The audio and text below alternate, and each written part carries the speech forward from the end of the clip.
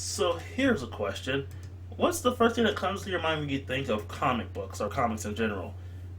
If you're like me and about a lot of other people, the first thing that comes to your mind are superheroes.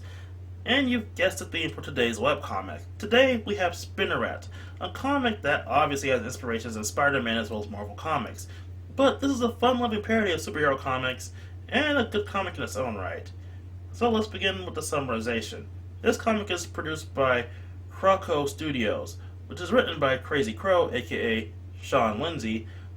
And interesting enough, for a webcomic, the book has three different artists, and Walter Gustav Gomez, Fernando Furukawa, and Rokyo Zuchi. If I pronounce any of those wrong, I'm very sorry. And it started a few years back in 2010.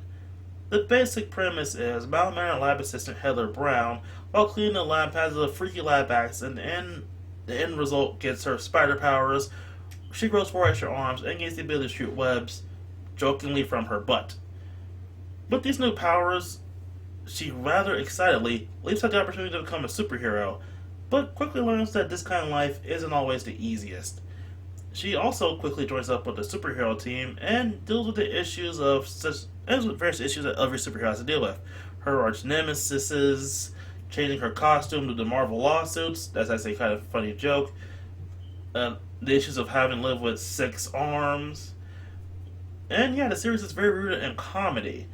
But every now and then there are some very melodramatic elements, such as Heather dealing with her crush on her teammate Mechamaid, yes really, as well as various other character backstories.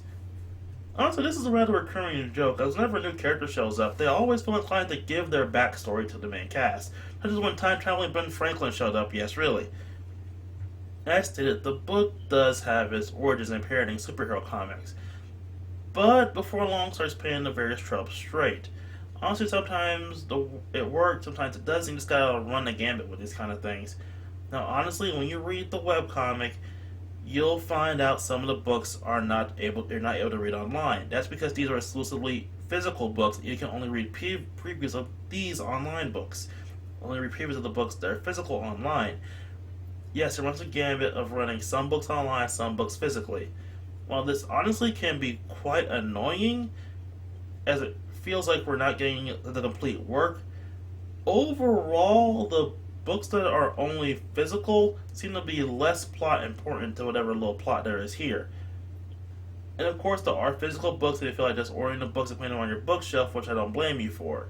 As for the art, despite having three, possibly four, when I did some more research, different artists, they keep a rather consistent style. Mostly early books are in black and white, while the more recent ones come in full color.